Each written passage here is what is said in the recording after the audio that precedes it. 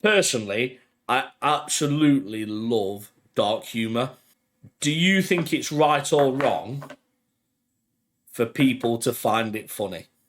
One, my dad died, so I'm more than welcome to have a joke about it. Look at you, try not to laugh. I'm trying. It's the fact you're laughing. I'm like, I don't know. Is this acceptable or?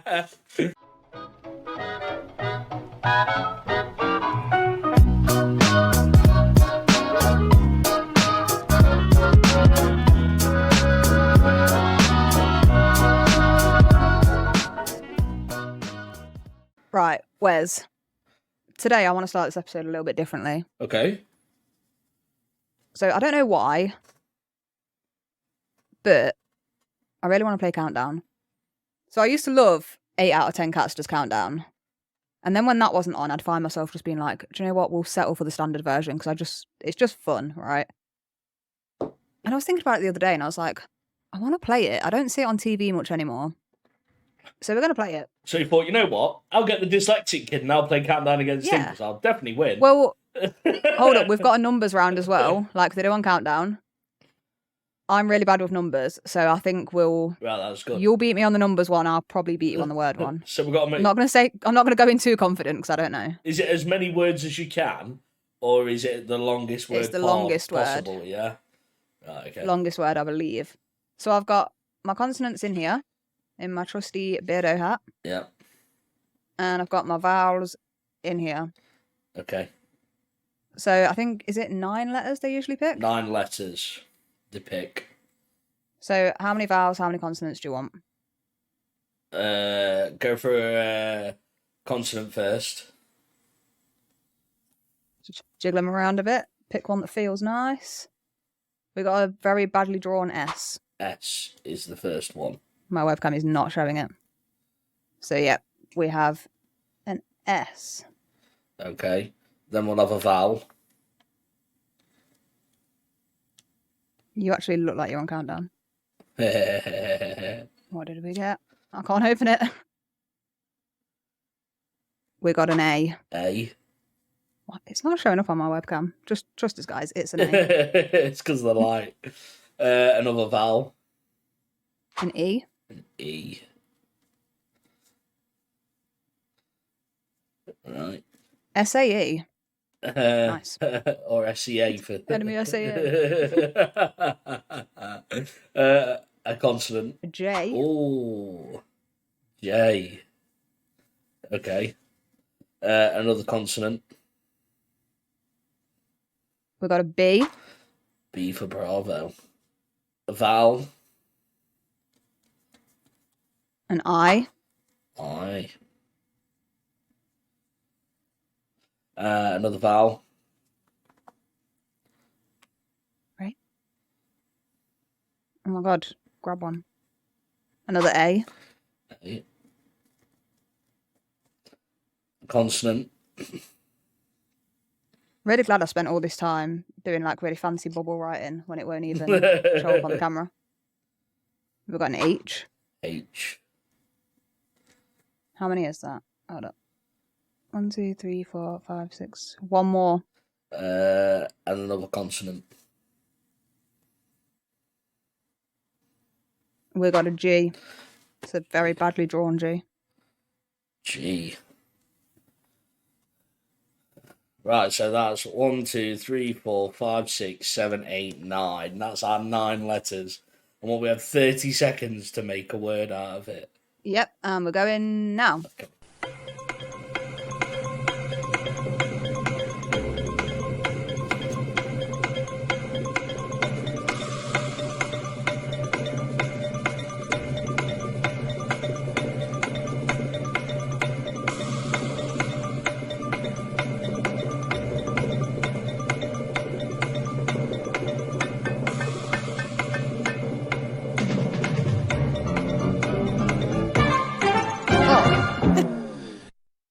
And that's time.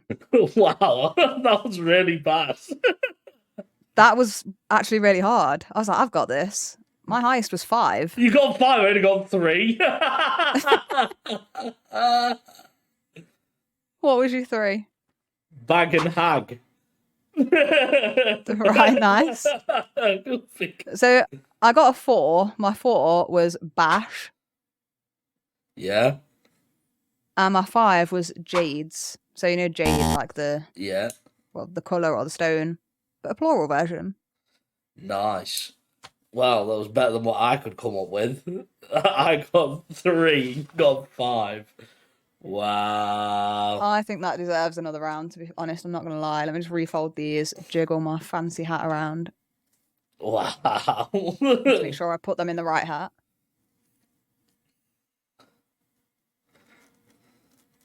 Let's just give it a little shake. Give it a shake. Give it a shake. Da-na-na-na-na. If I shake this one, I feel like everything's going to fall out. This one's a very floppy hat. Right. I think we're ready. Right, okay. So, do you want to pick them out again? Yeah, go on. Go for a consonant to begin with. Oh, we got a Y. Okay. Go for another one.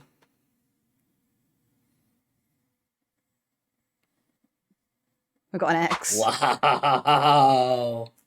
Go for another one. That's unfortunate. We'll get a normal one at some point. Oh, he's so tough. We got a D. Okay, here we go. Right, we'll have a vowel. An A. Another vowel. Oh, this one's folded like 4 times. Oh, fuck, it was another A. A. This one is not going to be easier, is it? Give me a consonant. We've got a V. V. Bearing in mind, right, Y, X, and V, there is only one of them. I've put 2 of each letter in, except for the rare ones. And we've managed to pick 3 of them. We'll have another consonant. We've got a T. T, and then 2 vowels to finish. We've got an I. An I. And an O. An O. And your time starts now.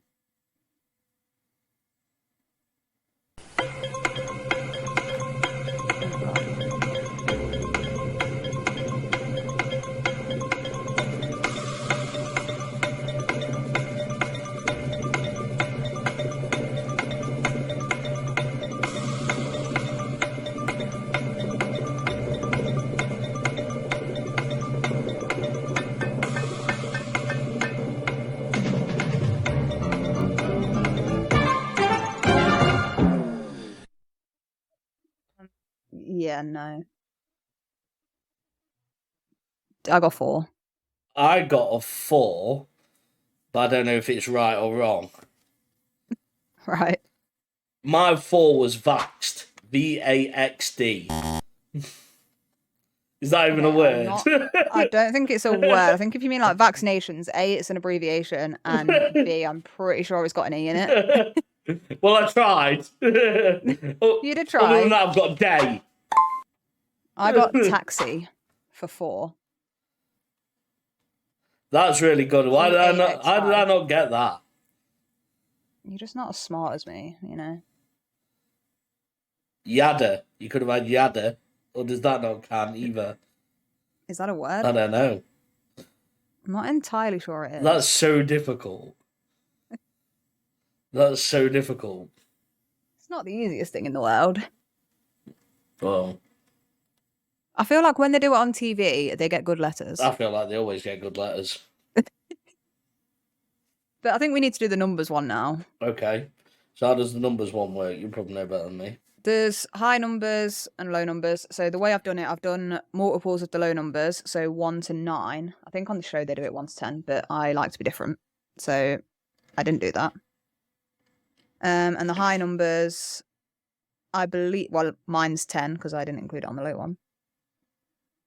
I did 20, but apparently that's not one on Countdown. 25, 50, 75, and 100. And then I'm going to randomly generate a number. Yeah. And we have to use them numbers. We have to use the numbers below. I think you can only use each number once, I believe. Yeah, it is. Only each number once. Yeah. And we have to try and make the number that one. using as many of that word number as possible.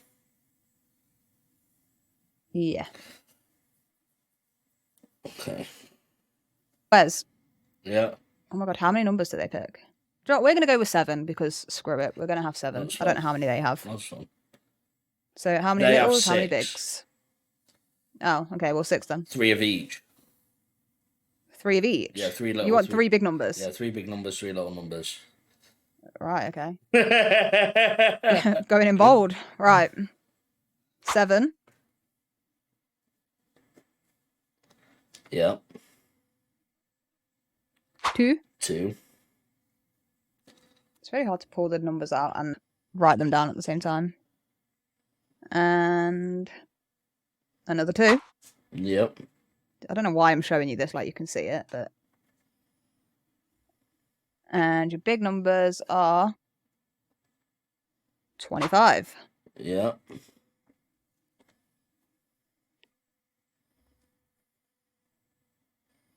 50. Yep. And 10. Nice, that's a good number. Nice, your saviour. Well, hopefully. Number is 232. Oh, so we've got to get to 232. Let's go. Wait, didn't it double the time? We can do double because I'm really bad at math. That's fine.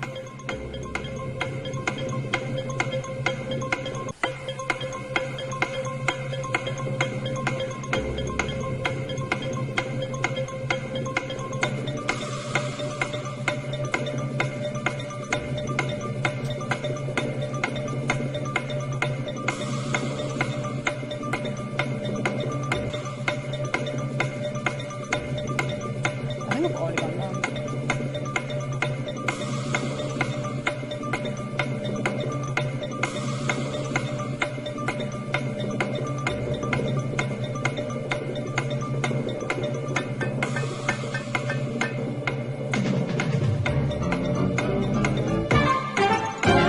Oh, fuck me, wait.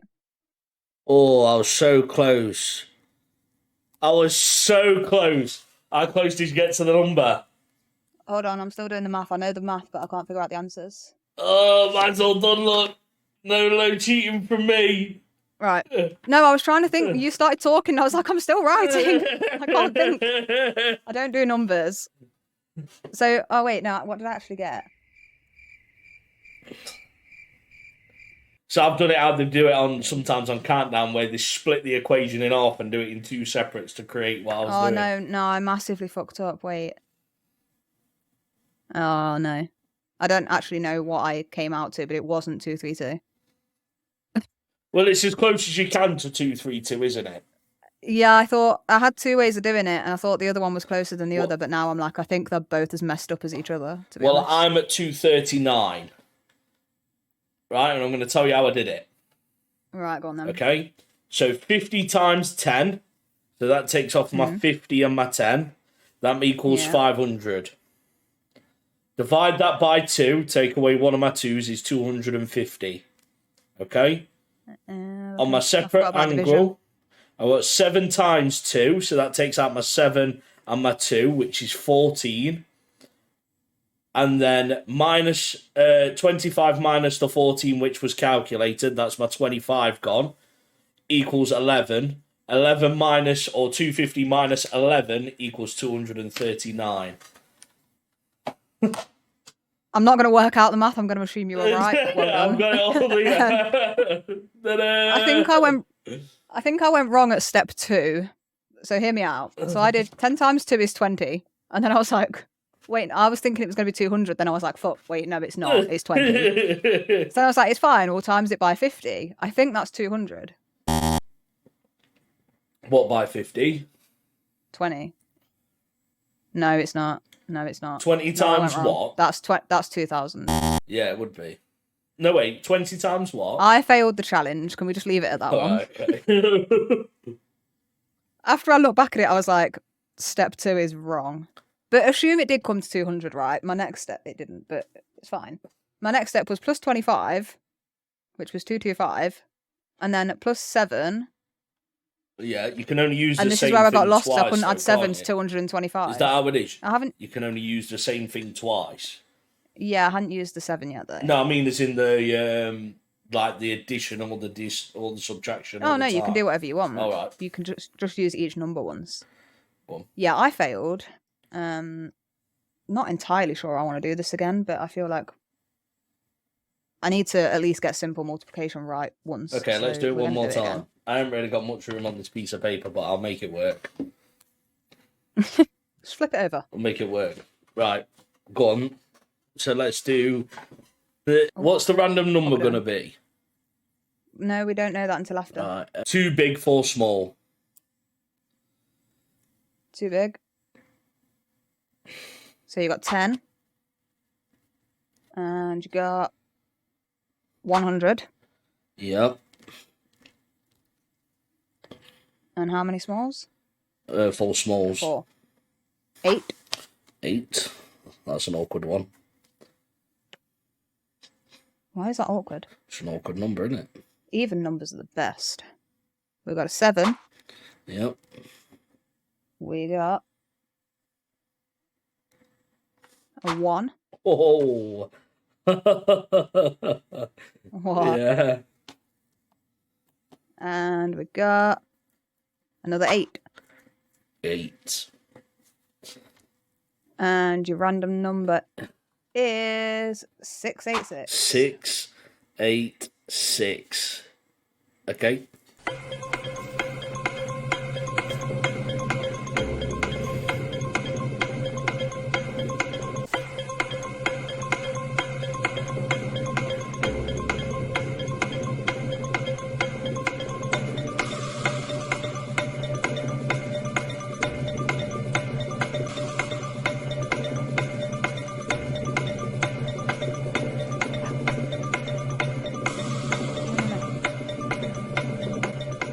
Look.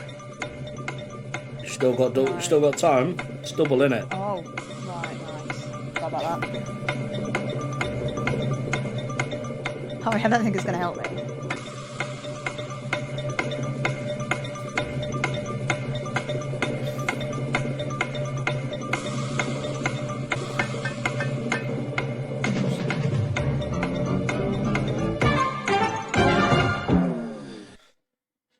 Shit, I can't do simple maths.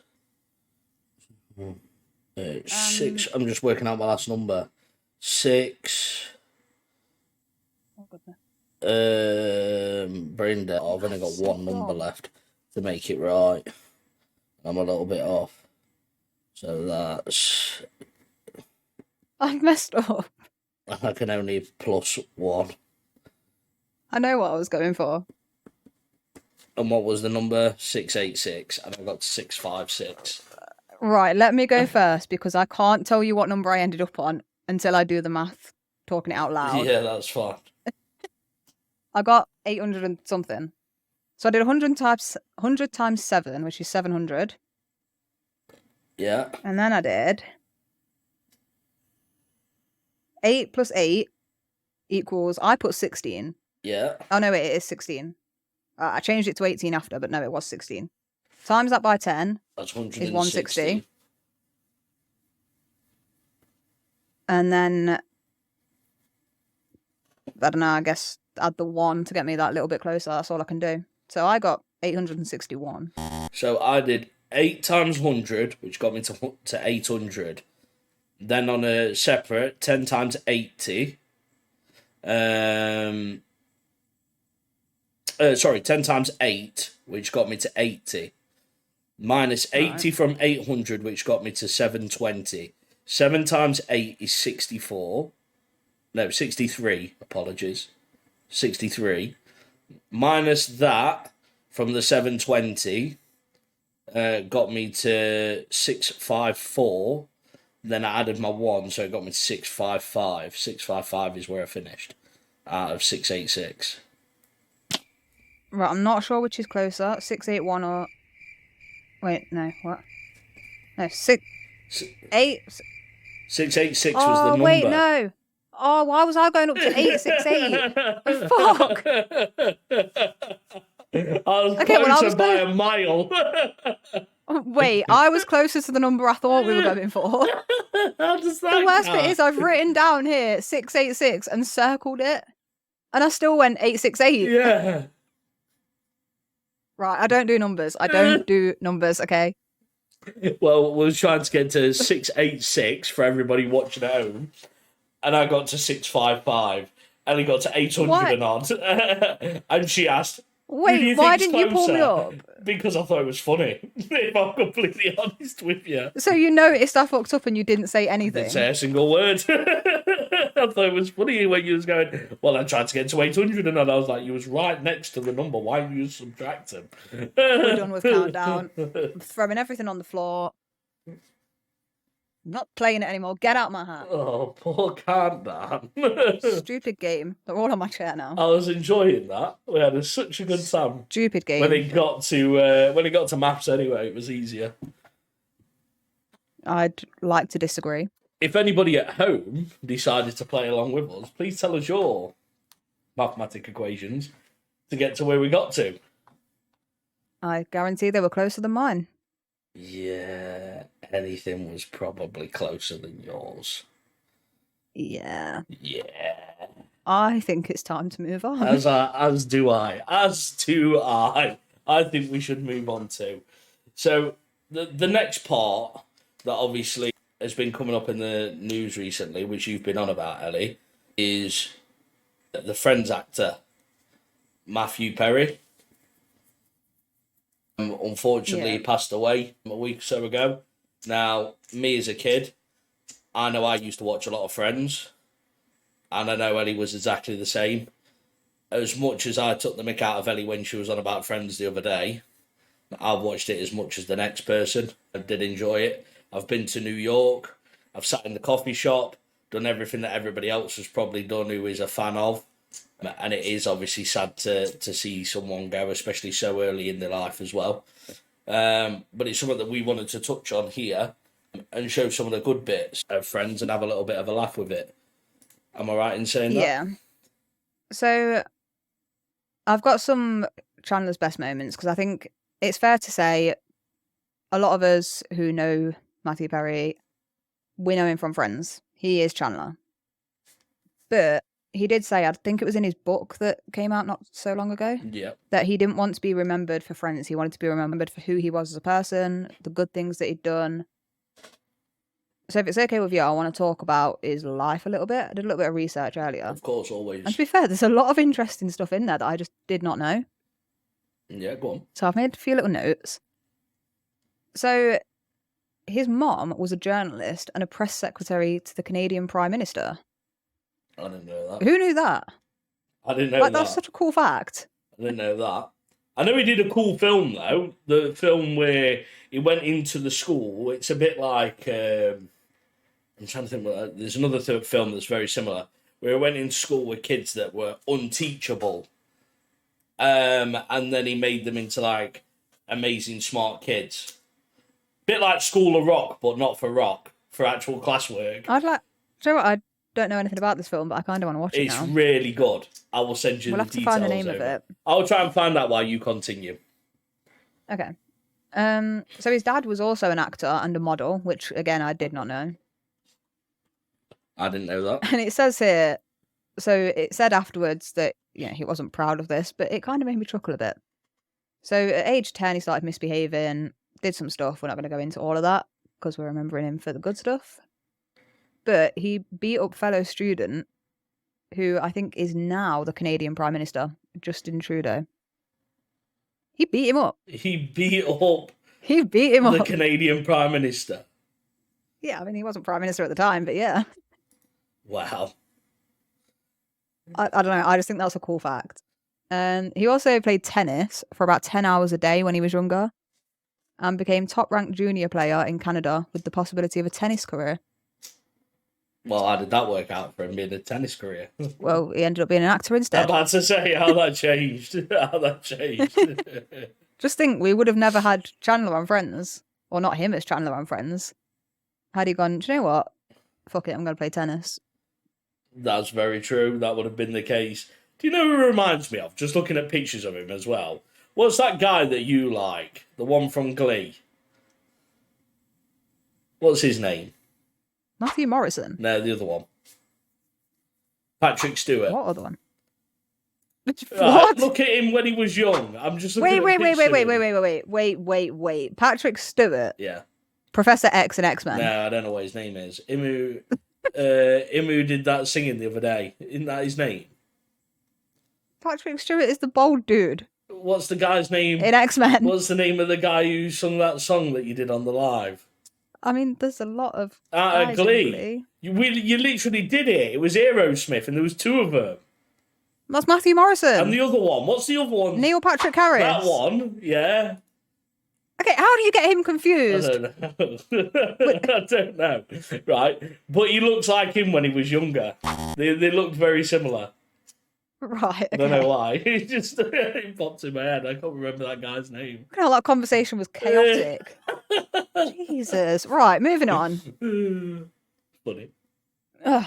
So, obviously, people who know who Matthew Perry is know that he struggled with addiction for a lot of his life. He was quite open about that, wrote about it in his book.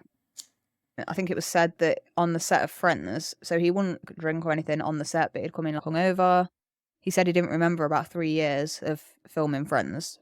Like, that was just lost. So, he started drinking at age 14, and he said in his book that he became an alcoholic at the age of 14, which is rough. Had a lot of health problems from that, a lot of hospital stays, but he overcame it. And he was a celebrity spokesperson for the National Association of Drug Court Professionals in support of funding for drug courts. He received an award for that, for the National Drug Control Policy, opened Perry House, which was a rehab centre in his former mansion in Malibu. He sold the mansion and relocated its services, and during COVID-19, he raised a lot of money. He launched an apparel line inspired by Friends, raised a lot of money and donated that to the World Health Organization's COVID-19 relief fund.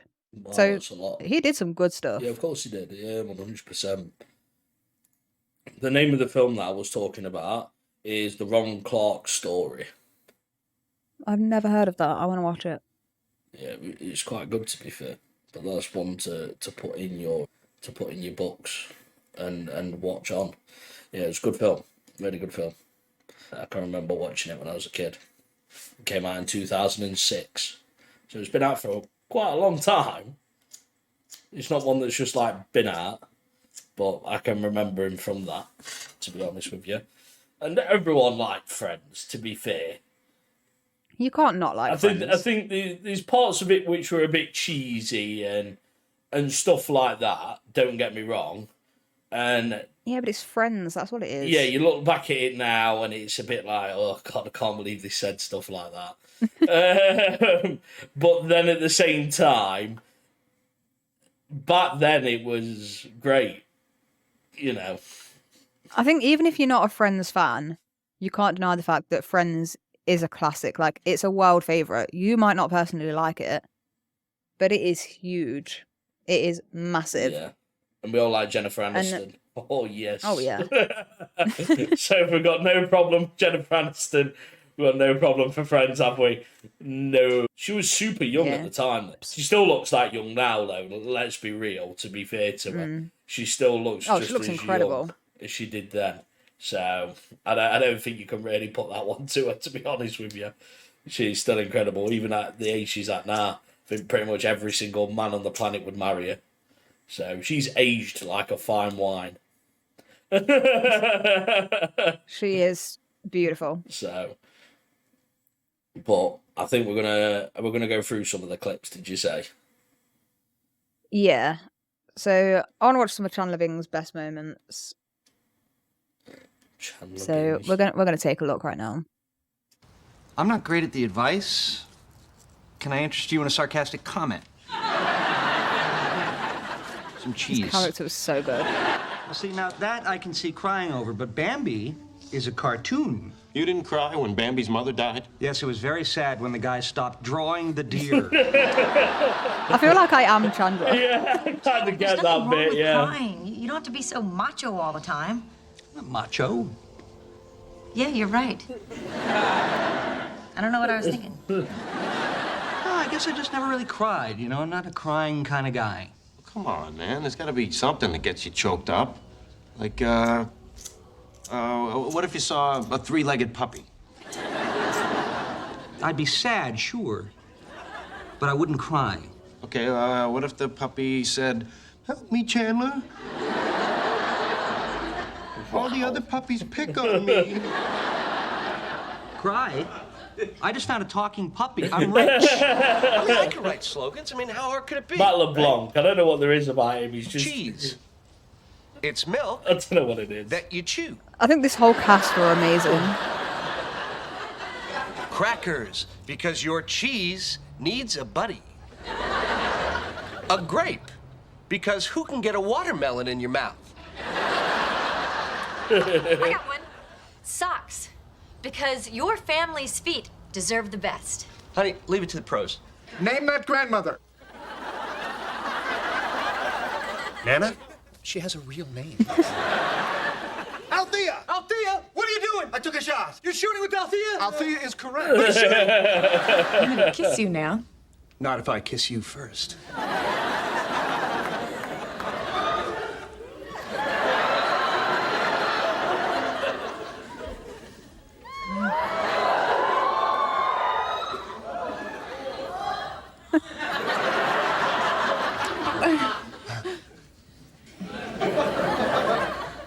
Well, I guess there's nothing left for us to do but kiss.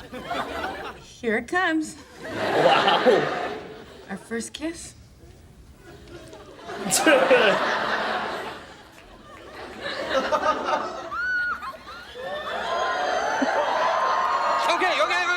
fine, you win. Chandler? No. Chandler! Janice, there you are. There you are. I had to have one last kiss, and also, you said you were gonna leave right after I got on the plane. No, I want to see you take off. Well, then I guess I'm going to Yemen. I'm going to Yemen.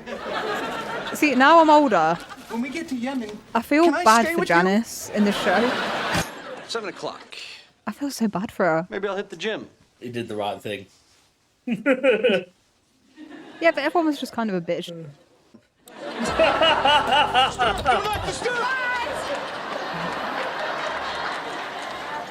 Monica? Is everything all right? Yeah, everything's great. It's just, watching some regular television there. Oh, what a pleasant surprise.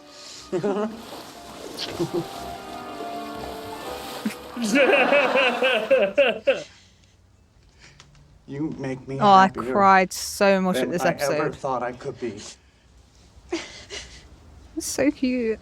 And if you let me, I will spend the rest of my life trying to make you feel the same way.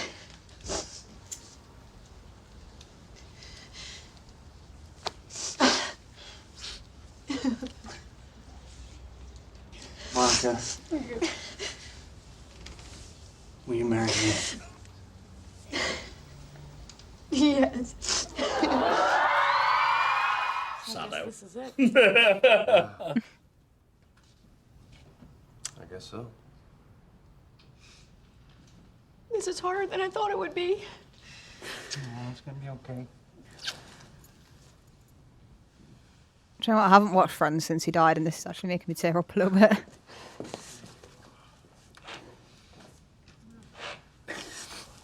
Well, do you guys Okay, have this to one's go just to the emotional. house right away, or do you have some time? We got some time. Okay, should we get some coffee? Sure. Where?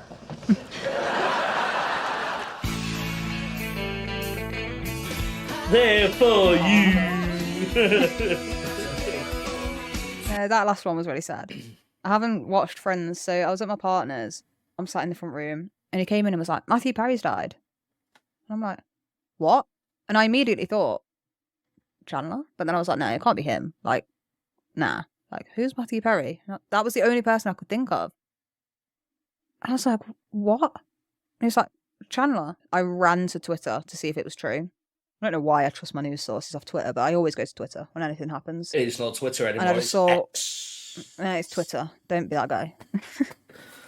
I ran to Twitter and I just was reading all these things like, no, it can't be true. And then we always put the TV on to fall asleep to. I do it at home and my partner does it when I'm there because he knows I like to sleep with the TV on in the background. So it's usually like Friends is on in the background or something. And he put it on and I was like, no, not tonight. I don't think I can watch this. I haven't watched it since. I don't have Netflix, so I don't have Friends here. I was just really sad. Just NCIS. I don't think I've ever watched that. Whatever it is. Grey's Anatomy, that's the one, isn't it? Grey's Anatomy. Oh, don't. I watched an episode before we recorded this. So I watched one while I was eating my dinner, which was just before we recorded. Oh my God, is it emotional? I should not have watched that before we recorded. It's horrendous, Wes. It's horrendous. Right, for any Grey's Anatomy fans or anyone who's watching it, I'm not going to give any spoilers, so don't worry. But for the people who know, I'm now on episode 1 of season 6. And if you can kind of guess what's going on around that time, I don't want to say too much. But we're just going to say 007. That's all we're going to say. James Bond. You don't get it because you don't watch Grey's Anatomy, okay? But just, yeah. 007's James If anyone's Bond. watched it, please do let us know in the comments because I feel like I need someone to talk this through with. This whole series is just traumatic. I need someone to talk to. So if you've watched it and you want to talk with me about it and you want to cry with me about it, let us know. Me, on the other hand, I have no idea anything about Grey's Anatomy, so I have no idea. You said 007, I thought James Bond had just come in. I was completely confused by the whole thing. It's a reference to James Bond, but it's not. It's from Grey's Anatomy. It's fine. So, no idea. I would recommend watching it to anyone because it's a good show. But if you're a bit of a pussy like I am, definitely. Probably not. So I don't normally get emotional. Do you know what? For years, I didn't get emotional watching anything. I could watch Air Bud and not cry. And the last few years, honestly, I see like a Dog's Trust advert or something, and I'm just, I'm a mess. 3 Mile. I haven't seen that. Wow, what a good film. No, okay. I tried watching it and I fell asleep, and then I tried watching it again, and I was just not focused on it, so I turned it off. It didn't grab my attention. What about Forrest Gump? I haven't seen it. Another fantastic film. You've never watched Forrest Gump? No. Wow. Right, we need to get some films on a flipping list for you to go through and start watching. Forrest Gump needs to definitely be at the top. I love Forrest Gump. I can't believe you've not watched Forrest Gump. I feel like it's one of those films that everyone talks about so much. I have no interest in watching it because I'm like... I think it's one of my favourite films. If people just shut up and left me to it, I'd probably watch it. But because people go on about it so much, and then when I say I haven't watched it, they're like, oh my God, you need to, and they get really hearty. You would like it. It makes me feel more like, well, now I'm not going to. It's a definite you film. Because nothing about it's scary. Nothing about it's like gonna make you stay up at night. But the whirlwind of emotions is just like this and that and this and that. And you're getting pulled this way. But it takes you through time and understand key parts of the world at different times. It's really interesting. And you're like, it's like a learning whilst watching. It's dead good. It's right up your street. It's got Elle all over it. Elle. On top of Forrest Gump. I don't know. I feel like a me film is Disney Channel originals, right? Can't beat them. Yeah, it's a bit like. And I know I'm 27, but they were just good. Well, some of them.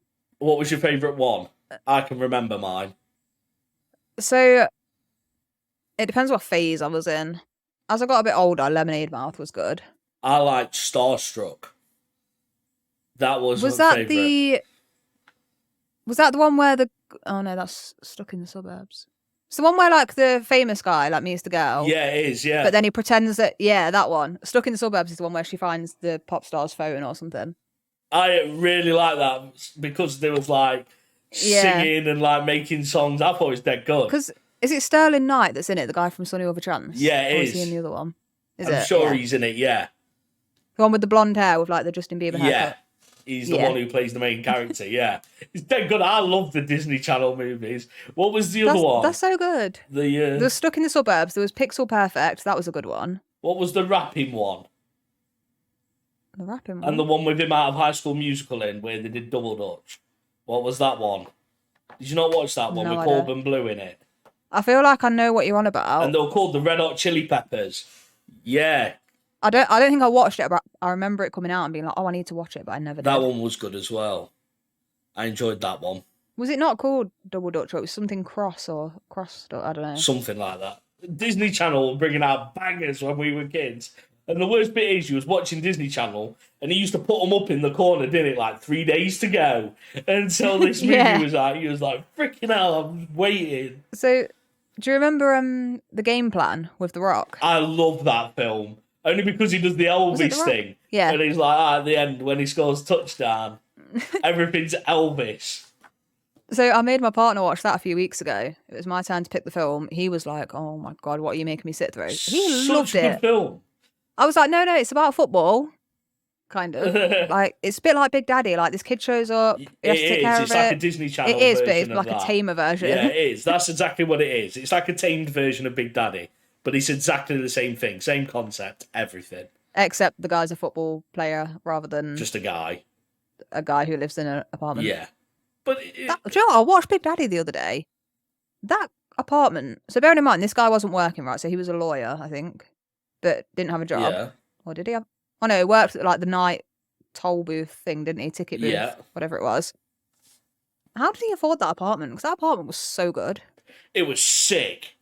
It had like a freaking bridge between the rooms and everything. It was so cool. Yeah, it was so sick. It was the coolest, like, flipping up penthouse apartment ever. How did he afford that? No idea. And bearing in mind, it was in the middle of New York City as well, so they're probably about £3 million.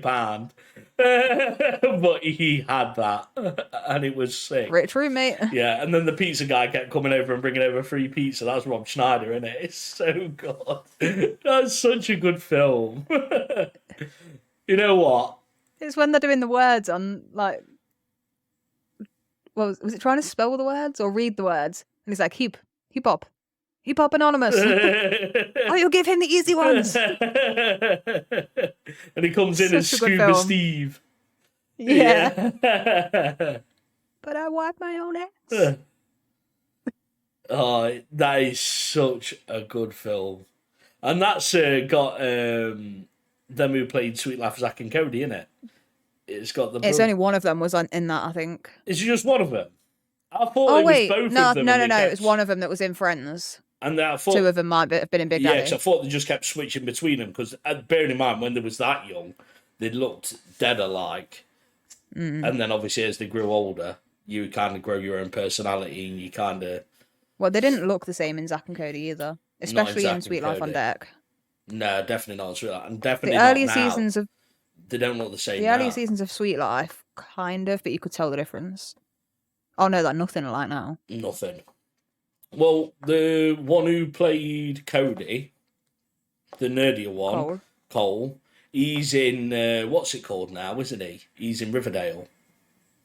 Yeah, that was good for like one season and then it got weird. So he was in that. You know the second-hand embarrassment you feel? It's because it turned into a That's flipping how I musical. felt watching that. They did like a musical thing and then, I don't know, it became a bit, instead of being like a drama and like a murder mystery kind of thing, it just became about like paranormal and not real things.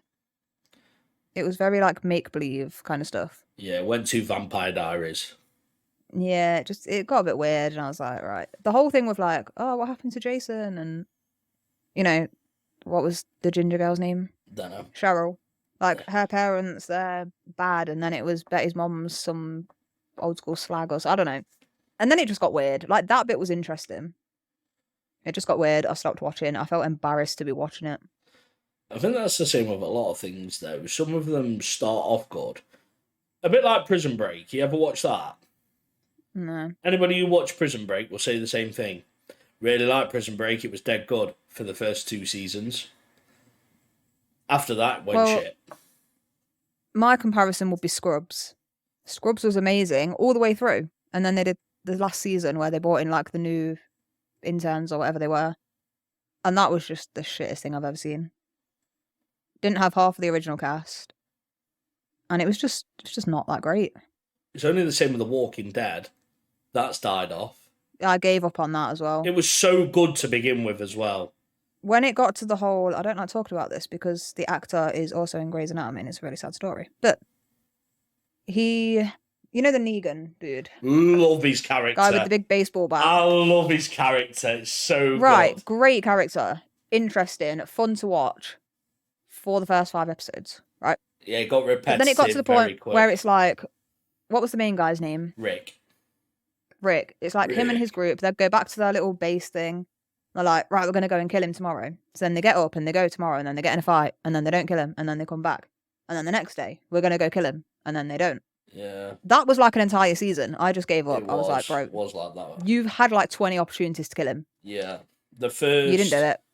Stop crying. The first 3 or 4 episodes of The Walking Dead that season, where Negan puts them all in a circle and then kills 2 of them. Dead gun. Yeah. Awesome scene.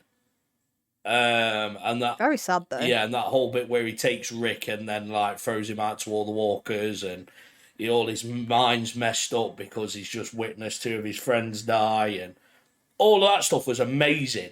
Like the first few episodes after that where they were still terrified of him and like the whole mess with the head situation, it was wicked.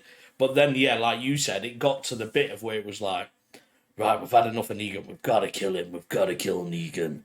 And then they never killed him and it got all the way to the end and then they still didn't kill him. Every episode was the same. Like, if you watched any of those episodes, you could not tell which one it was because every episode was exactly the same. Yeah, it just felt like it was, we're going to go, no, we're not. Yes, we are, no, we're not. Like, that was it. I feel like the writers were like, we're just going to stall on this bit until we figure out what we're doing here. Well, the thing is, the storyline gets really good. Now, I'm a comic book person, as are you at points, and if you're like a superhero fan or anything like it, you read into the comic books and you start looking at it in a different angle. And the bit that they're at now, with The Walking Dead and the Whisperers, which are the people who dress up like walkers and you don't know where they are. I know nothing about this. Storyline is amazing. Should be anyway. Should be amazing. Like the coolest stuff ever. But it's just not. So it kind of ruins it really, doesn't it? In all honesty. It's a bit sad. That it can't be the same anymore and it's just not the same anymore. But, we will get it back eventually in something else. I mean, I'd love to watch that show again and try and stick with it. But I don't know if I could be bothered. And honestly, I don't do zombies. I don't know why I watched it in the first place, to be honest. I'm terrified of zombies, but I think I liked the fact that the story wasn't centered around that. It wasn't like a horror show. It was more centered around like the drama of the people's lives. Yeah. Yes, there was zombies in it, but it wasn't like jump scary or anything. There wasn't many that I remember. No, it's not centered around zombies. There was a few bits that I didn't like. It's more when there's like swarms of them. Yeah, it's just centered around the apocalypse. That's what it's centered around, the fact that there's an apocalypse. But maybe it'll get better. It's more about them trying to survive than it is zombies like chasing them and stuff. Yeah. I think that's why I was okay with it, but I didn't enjoy the visuals, shall we say. What are you doing watching this video? Why are you not following us on TikTok and Instagram? Please explain. And Kick and Twitter? And why are you not in our Discord server? I'm pretty sure we have a new logo as well, Ellie. We certainly do, and you can check it out now on Instagram, and the link to that is in the description below, along with all our other socials. And I've heard something's going to be kicking off near Christmas, but maybe you'll have to be on socials to find out. See you there. So I've been thinking, right? Okay. Right. Controversial one I want to throw out there. Right. I feel like there is 2 sides to this argument. And I know I haven't said it yet, but I think there's 2 sides to the argument, so I don't want people in the comment section going, Excuse me, I'm not happy. I just want to make sure that there's definitely, before I say anything, there's two sides to the argument. Personally, I absolutely love dark humour. I think it is absolutely hilarious. Whether it could be the world's awful stuff, right? And I still think it's funny. Not necessarily because of the thing, but because it's how it's said or how it's portrayed by either a comedian or a meme or a TikTok or whatever it may be. Do you think it's right or wrong for people to find it funny? I don't think it's wrong for people to find it funny. I do. I'm the same. I love me some dark humour. And I think everyone's level of dark humour is different. And I thought my level of dark humour was, when people talk about dark humour, it's the same level for everyone. Apparently not. So I told a guy years ago, matched him on Tinder, and it said in his like bio thing that he loved dark humour. Send me your best dark memes. So I'm like, okay. So I sent him one. Honestly, it was quite tame because I was like, I don't want to dive right in with my worst one.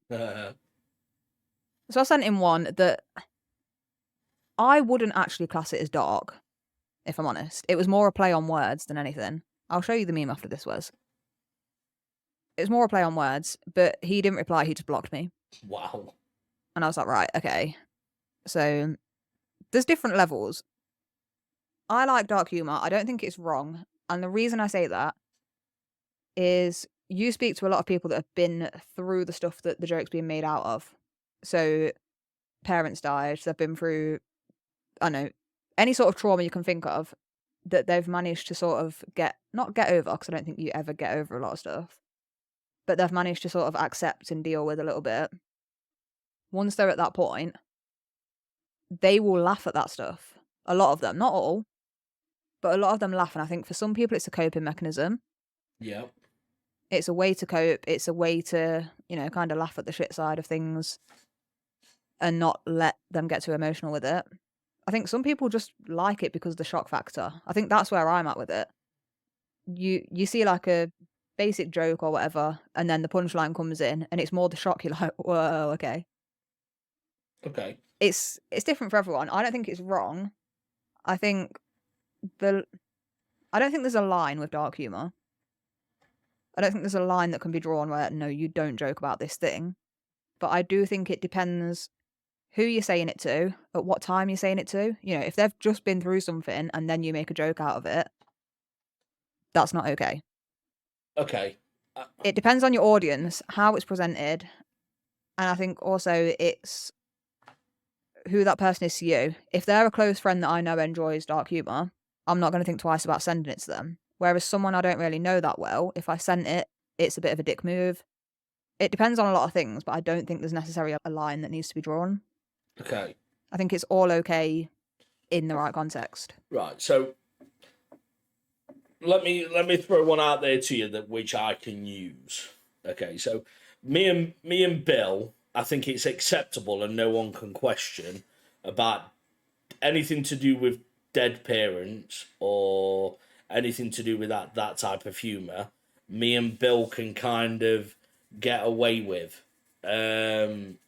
during a conversation, purely based on the fact, one, my dad died, so I'm more than welcome to have a joke about it. Look at you, try not to laugh. I'm trying. It's the fact you're laughing. I'm like, I don't know. Is this acceptable or? Right. So my dad's died, and Bill's mum's died. So we sit here and we can have these like funny offsets from each other. Like, he's like, oh, mate, is your dad coming over today? And I'll be like, I don't know, shall I just go and dig him up and find out? Like, do you know what I mean? I can have that, like, that chat or whatever. Do you know what I mean? And Bill can obviously do the same thing. Oh, it's Mother's Day, what did you get her? Oh, flowers. Why did you get your mum flowers? Because what else is she going to have fucking under the ground? You know what I mean? Bill can say that type of thing and get away with it, and we can kind of get away with them.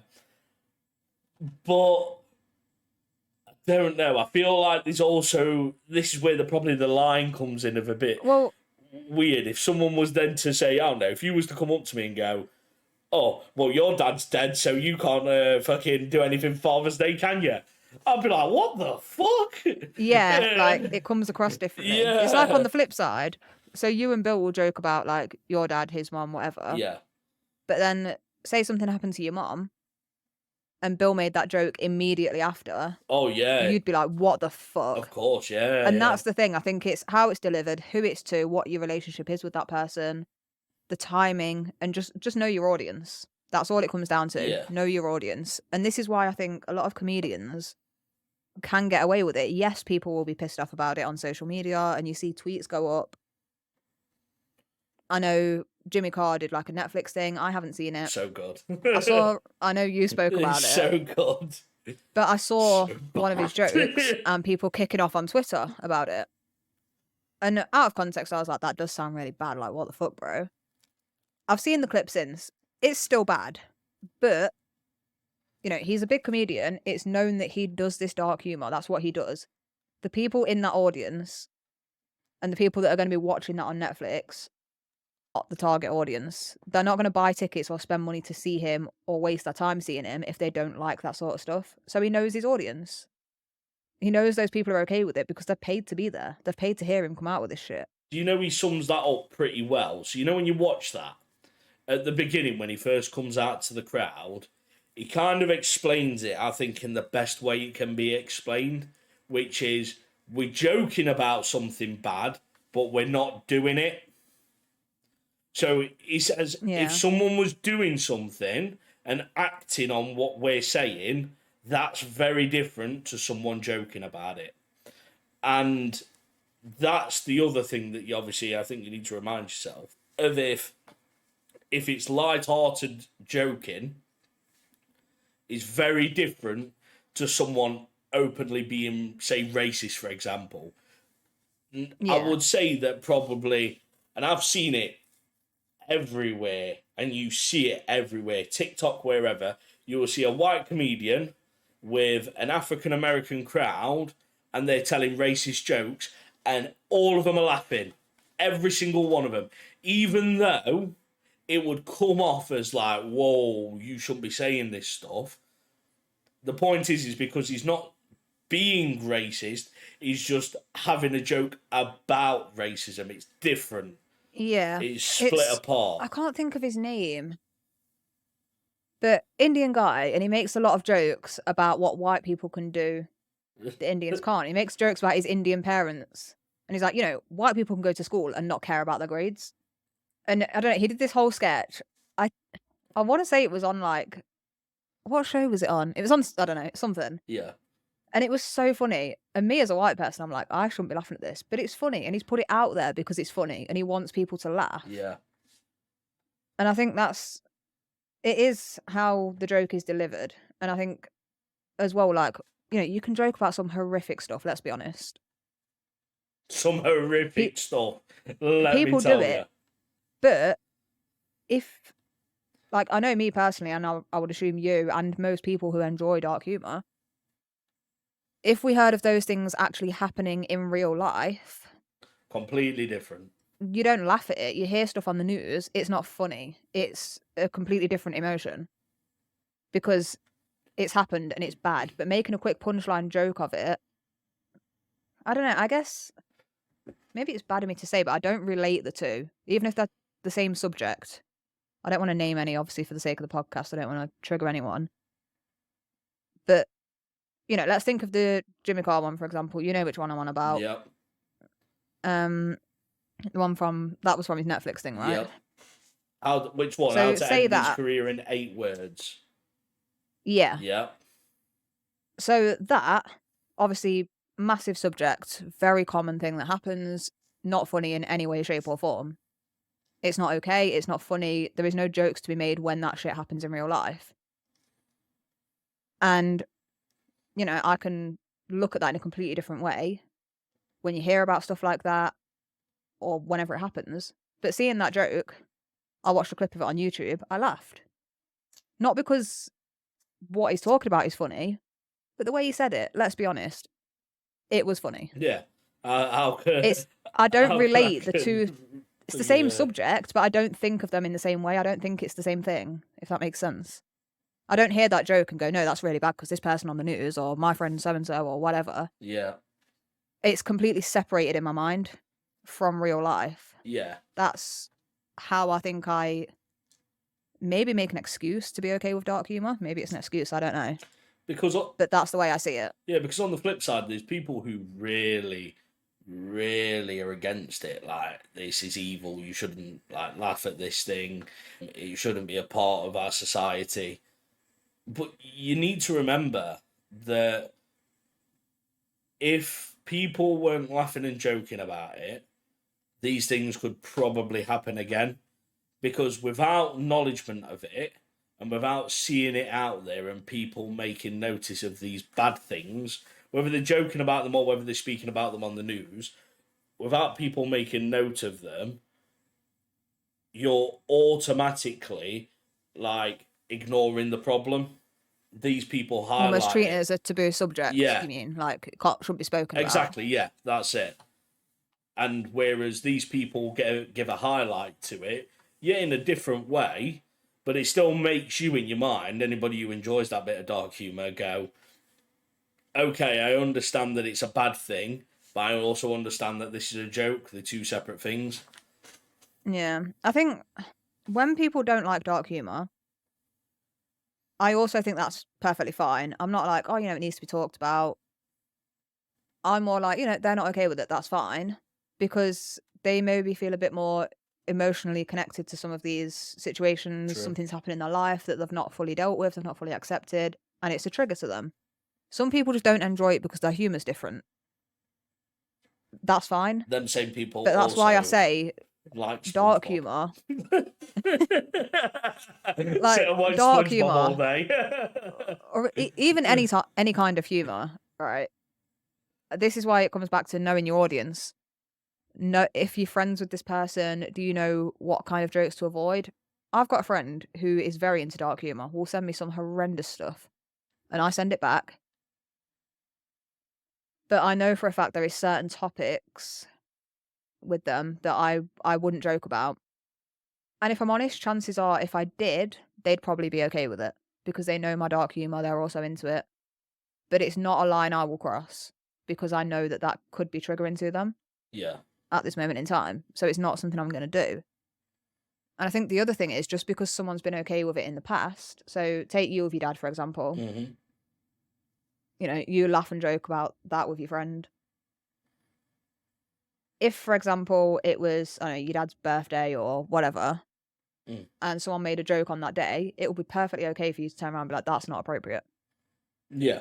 Even though you laugh and joke about it at times, I think it's fine for people to get a little bit more triggered by things at certain points. Yeah, and I understand that. I get that as well. And I do think it's quite easy to tell as well when someone says something with like malicious intent. Completely or different. it's meant as a joke. Yeah. You can tell the difference straight off the bat. I don't know whether that's because we're into dark humour, we see how it's normally delivered and we're like, well, this is different. I don't know.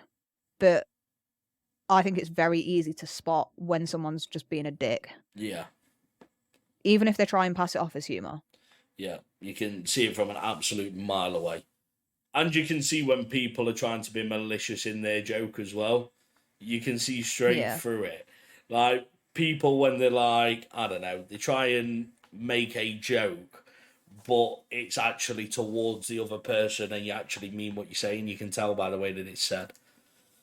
Yeah, you can. So, don't do that. I think dark humour is great. But dark humour is amazing. But it is. It makes the world go round. I think it's, deep down inside, I think most people, they think it's funny. Deep down, I think it is a funny thing. Yes, there is certain subjects that aren't okay for each person, but deep down parts of dark humour you still sit and laugh at without even realising.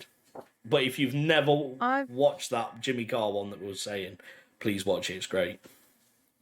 If you're okay with dark humour. Yeah, it's and dark. you're open to all subjects. It is very dark. Like, I don't want to say what it's about. Everything that's bad, it's on the table. That's it. Yeah. It's the easiest way to put it. I don't want to say what it's about because I don't want to trigger people who don't want to know. But I will say, if you're not open to every kind of dark humour and there is any specific subject that you are likely to be triggered by, stay away. That's all I'm going to say. If you're open to anything and everything, I think it's quite funny. It's on the table. But I've got a question for you on the back of this. Yeah. So, James Gunn, director of Guardians of the Galaxy, a few other Marvel-y bits. Yeah. He was fired from Disney for some tweets he made 10, 15 years ago. Well, 10, 15 years before this. This was a few years ago. Yeah.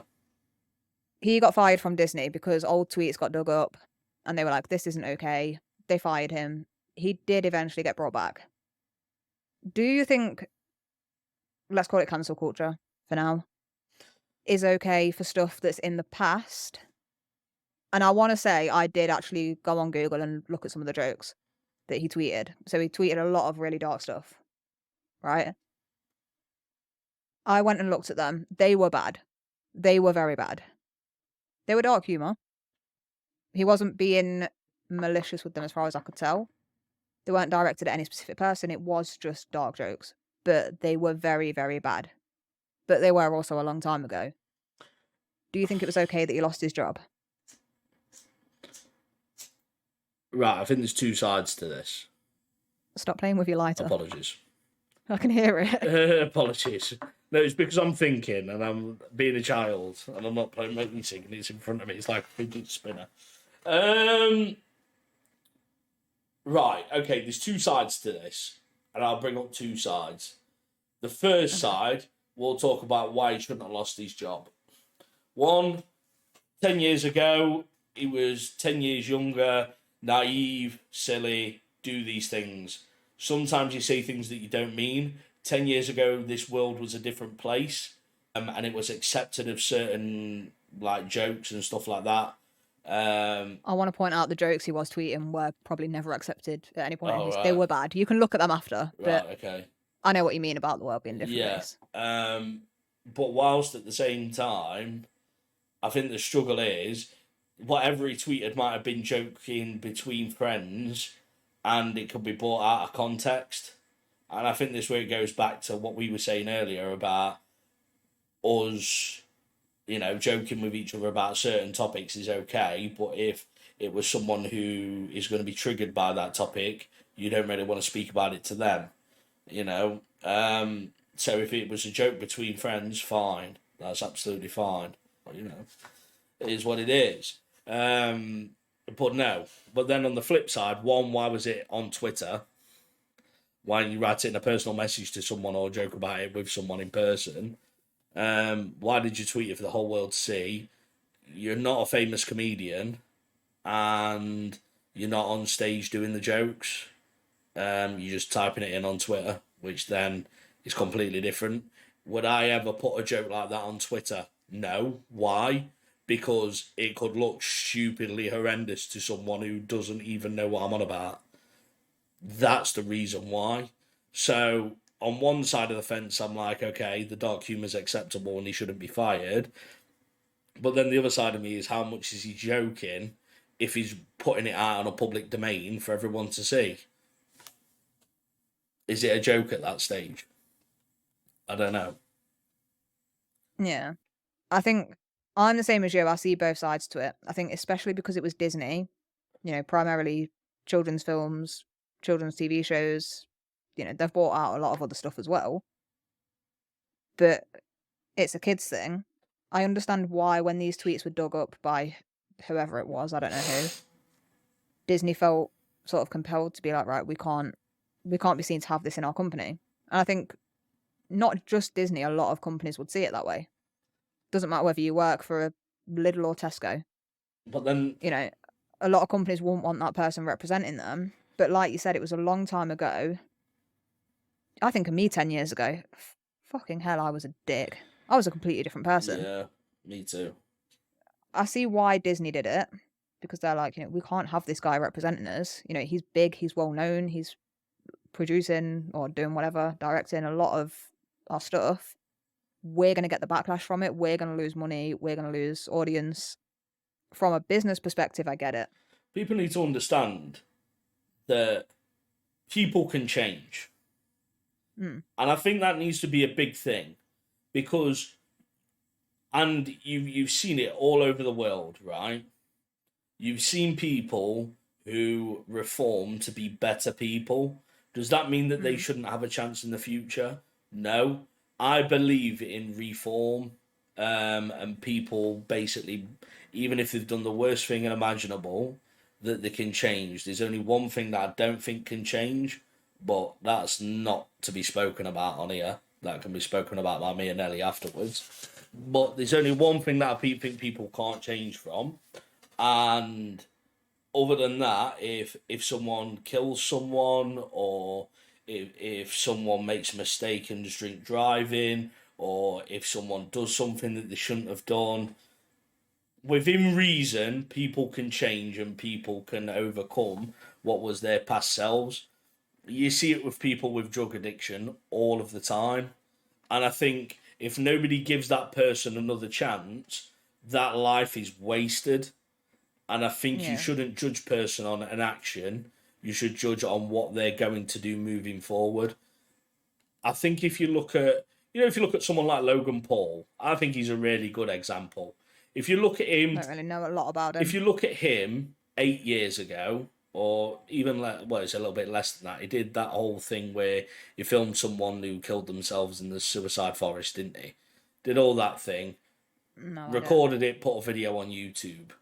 Got so much hate by everyone. He was a stupid kid that was trying to do anything for views to try and earn money and be out there on YouTube. Stupid decision, right?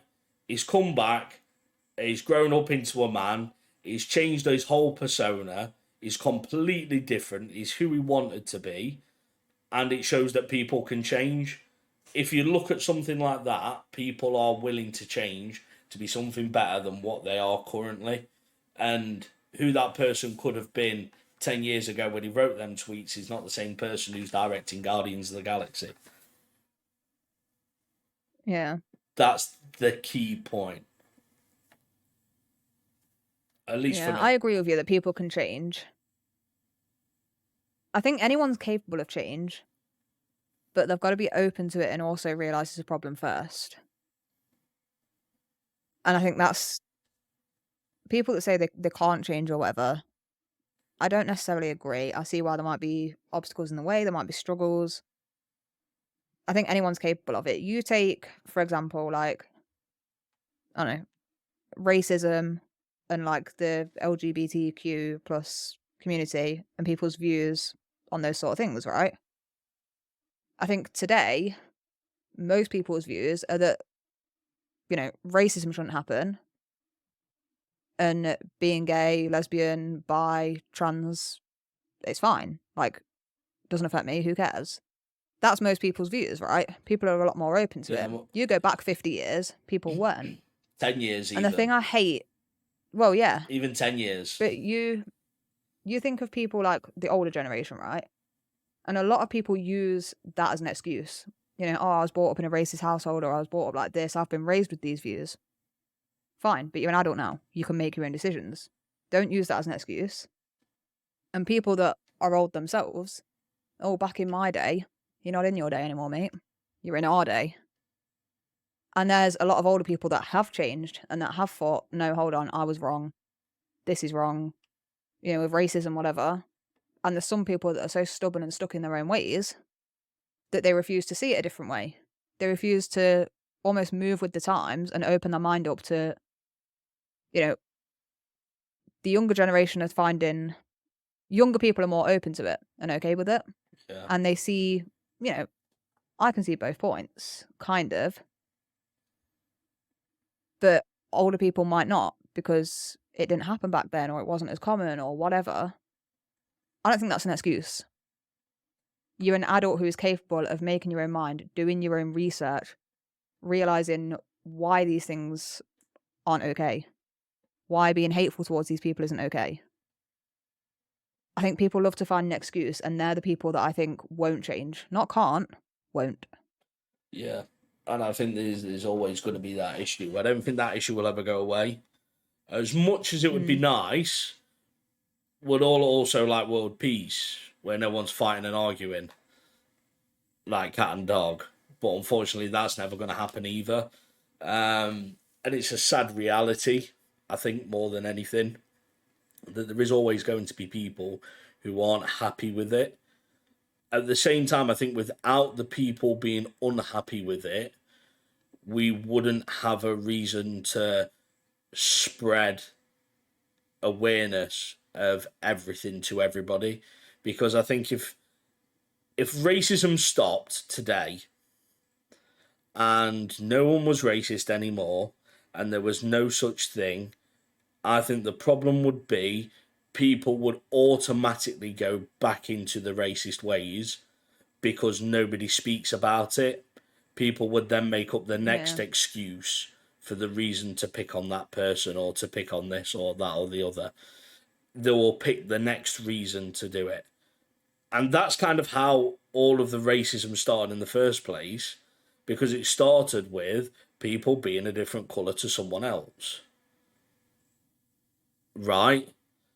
That's literally how it started, and then they segregated them from that basis. If there was... Do you want to know why this is so wild to me, though? Go on.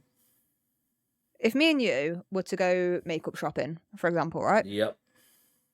So I'm white British. I think you are as well. I'm actually not.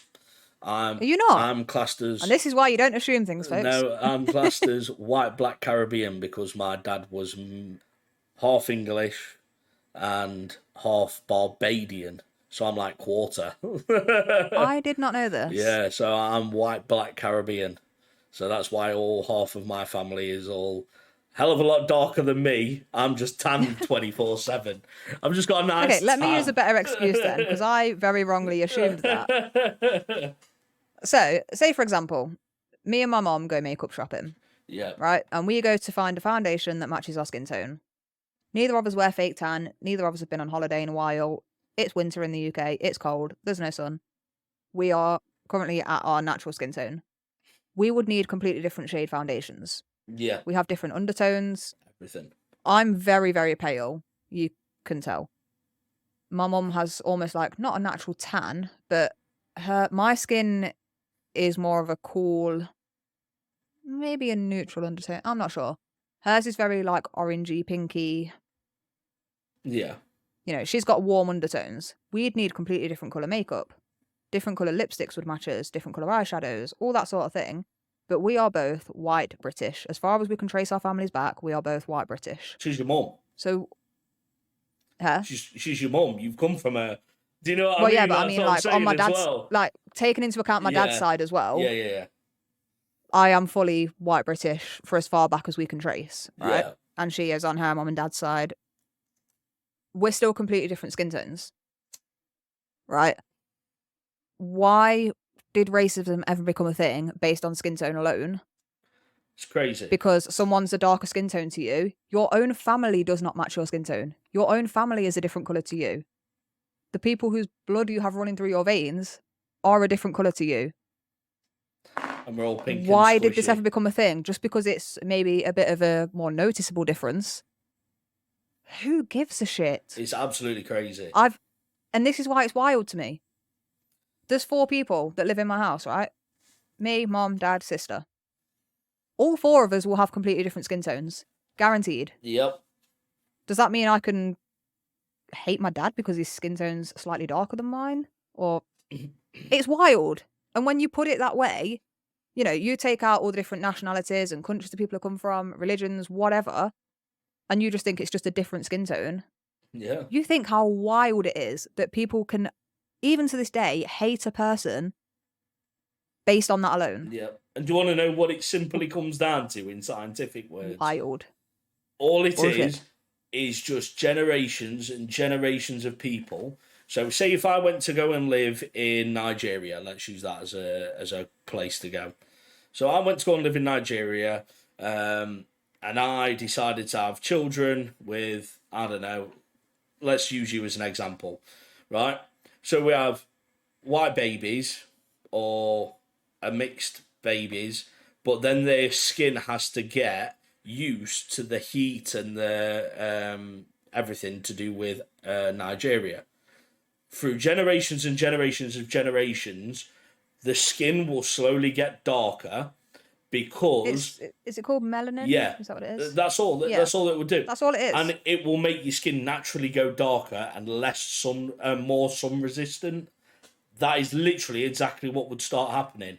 And within about, I don't know, 1,000 years, you would go from a completely what would be, for example, a white bloodline all the way to a dark bloodline, purely based on the fact that all that your skin is doing over time is protecting itself against the sun rays, and then the next one will come out. It's adapting to the climate. Exactly. That's all it is. That's all your skin is doing, and it's only the same when you go abroad.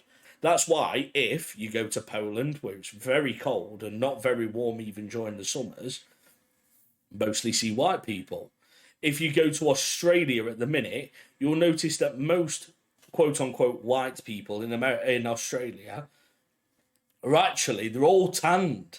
Why? Yeah. Because naturally their skin is adapted over these past couple of 100 years to the climate in Australia. It's the same, and it will happen over generations and generations and generations until you adapt to the environment that you're in.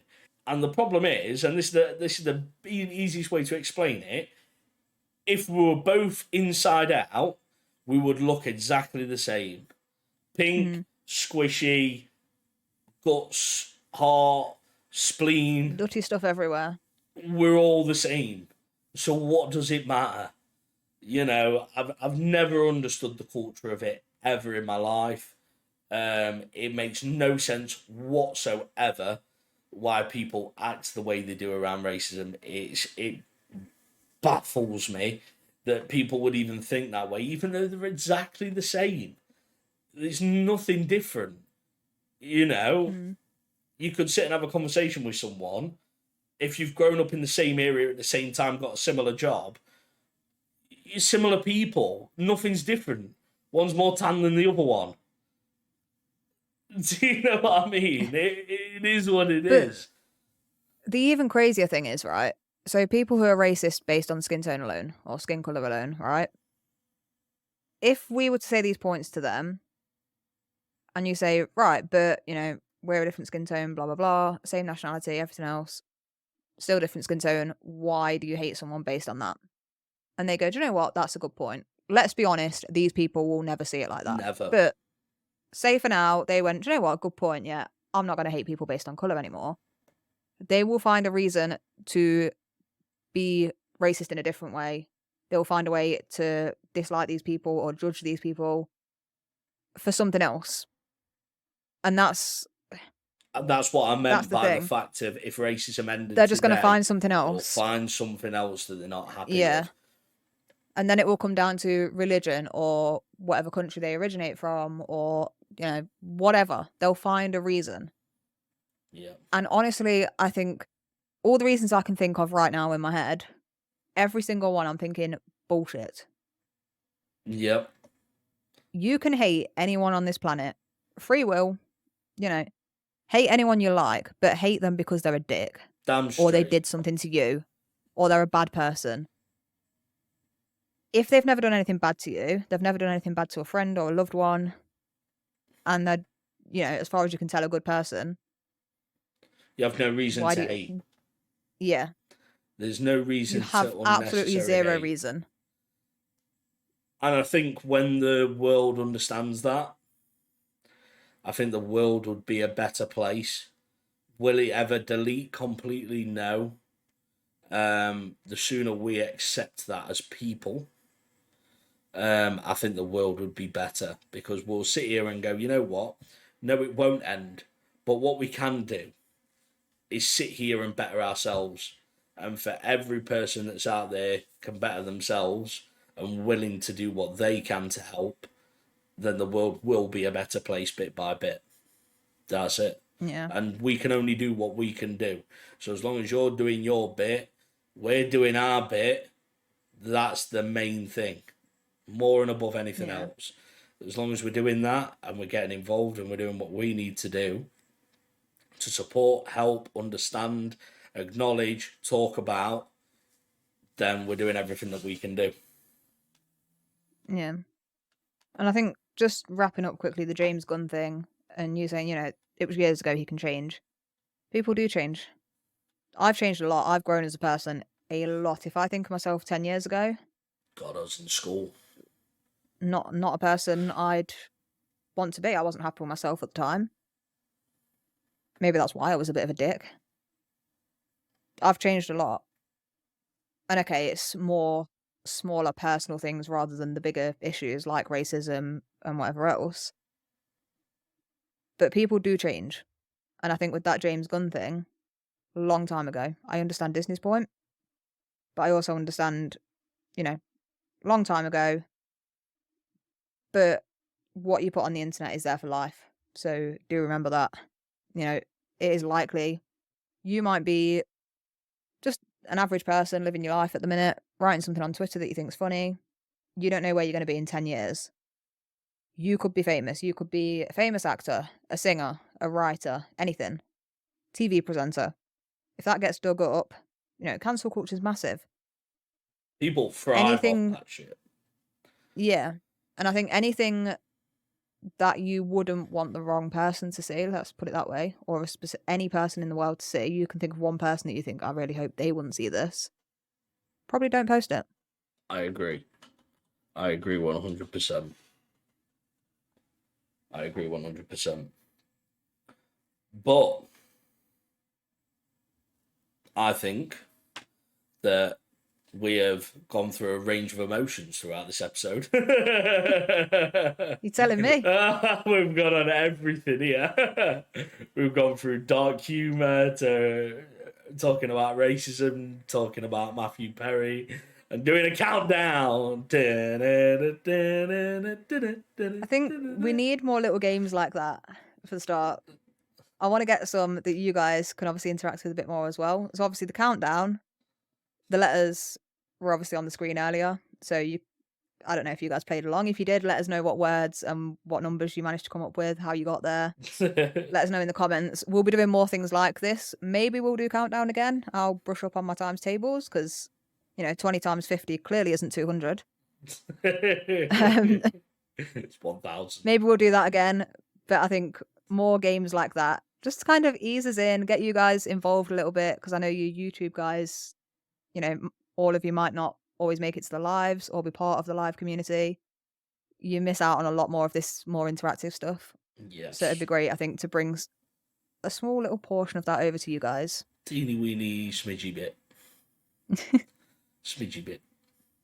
But other than that, thank you very much for watching.